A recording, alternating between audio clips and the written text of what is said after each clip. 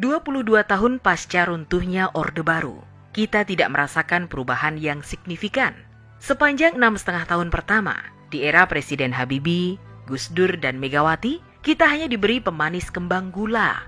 Manis di permukaan, pahit pada dasarnya. Masa transisi itu sulit dilalui, karena sejatinya hanya segelintir orang yang benar-benar mau berubah dari kemapanan hidup dengan cara siluman. Setiap bangun pagi, nafas kita hanya diisi oleh barang-barang bersubsidi. Itu yang disebut oleh arwah Soeharto dengan jargon enak zamanku toh.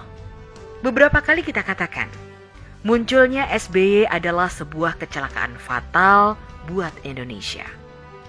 Bayangkan, selain porak-poranda masalah pembangunan dan keuangan, dia juga membiarkan berseminya bibit perpecahan antar anak bangsa dalam kerentanan yang nyata, khususnya dalam hal agama.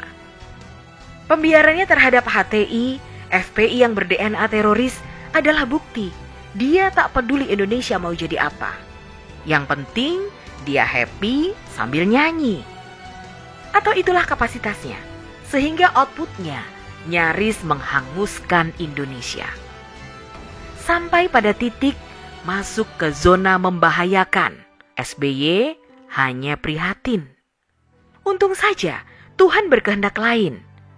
Jokowi dihadirkan, HTI dan FPI dibubarkan, Indonesia terselamatkan.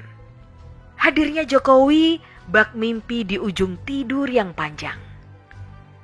Tapi begitu tersentak kita terbangun di depan kenyataan bahwa hasil kerjanya jelas ada di depan mata. Jokowi benar-benar bekerja dan Indonesia seperti mendapat nutrisi dan transfusi darah baru, darah kebenaran. Ibarat terserangkan ke stadium 4, Indonesia nyaris sekarat. Jokowi bak dokter spesialis. Dia mengenal anatomi Indonesia. Dia sentuh dari Aceh sampai Papua yang masih menyimpan rasa sakit akibat ulah Orba. Dan SBY yang tak mengubah apa-apa untuk bangsa besar ini. Malah badannya dia sendiri yang tambah melebar, tapi kerjanya ambar. Jangan biarkan kopimu dingin. Bola liar sedang menggelinding. Demokrat adalah kuda jingkrak yang pelananya diperebutkan 2 joki. Kita lihat siapa yang akan bertahan duduk di atasnya, Muldoko atau AHY. Karena yang terjadi di sana akan mempengaruhi arah politik Indonesia. Saat ini ada 2 kutub tarik-menarik antara rakyat dan para pengkhianat. Rakyat mau Jokowi 3 kali. Pengkhianat maunya Jokowi berhenti. Lihat saja pancingannya di mana-mana. PKS, Amin Rais, dan ada juga umpan kepura-puraan seperti Nasdem. Kenapa mereka melempar isu itu? Ya karena mereka mengukur kekuatan dan jago yang akan dipasangkan. Secara politik, benar bahwa isu 3 periode dilempar oleh mereka sebagai umpan. Mereka berharap ditangkap Jokowi, kemudian di-smash balik. Serangannya bisa bermacam-macam. Bisa dibilang Jokowi tak patuh undang-undang, atau mungkin isu keserakahan kekuasaan yang akan dihembuskan. Bertemunya Nasdem dan Golkar adalah bak CLBK. Cinta lama belum kelar. Kita tahu SP siapa dan Golkar siapa, serta sosok yang mana yang masih bermain di sana. Tentunya yang jelas masih ada JK. Politikus tua dan kawakan yang kondisinya sedang dipergunjingkan dengan isu macam-macam ini tidak akan berhenti sebelum mati. Jokowi sudah beberapa kali menolak isu itu. Dia tidak mau. Manusia yang patuh akan kebenaran ini tidak mau melanggar akhlak politik. Apalagi memaksakan akhlaknya untuk sebuah kekuasaan.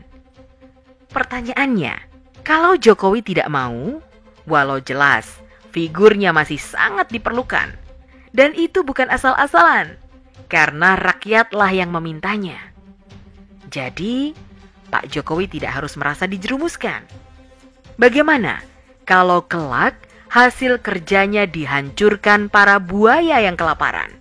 Karena selama Jokowi memimpin, mereka susah menelan tangkapan yang selama ini mereka santap beramai-ramai.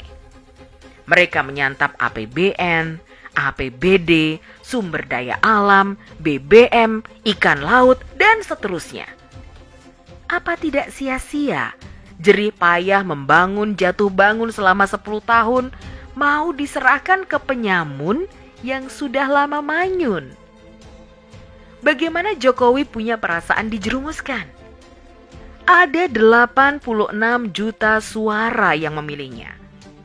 Dan saat ini, dengan kepuasan kepemimpinannya, bisa lebih dari 100 juta orang yang pasti mendukungnya, insya Allah.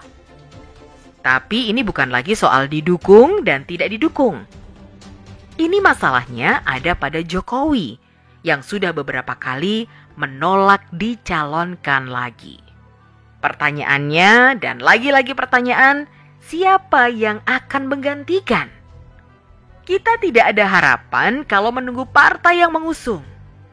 Apalagi dari calon yang digadang-gadangkan. Apa yang bisa kita harapkan dari mereka? Belum lagi, sebagian dari mereka masih ber-DNA Orba dan harum cendana. Tapi apa mau dikata, kalau Jokowi tak bersedia?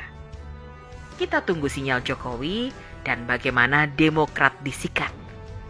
Di sana ada Muldoko, ada juga Gibran sebagai kuda hitam, tapi memberi harapan. Indonesia di ujung masa transisi. Sayang kalau pondasi yang dibangun ulang Jokowi diestafetkan kepada pencuri.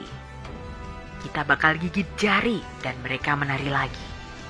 Duh Gusti, ngeri kami menatap masa depan negeri ini sepeninggal Jokowi. Tapi kami yakin Tuhan akan membuka hatinya agar tak pergi begitu saja sebelum menyiapkan penggantinya. Semoga kesatriaannya terus ada untuk Indonesia. Dia disegani dunia, dicintai rakyatnya, dan ditakuti lawan-lawannya.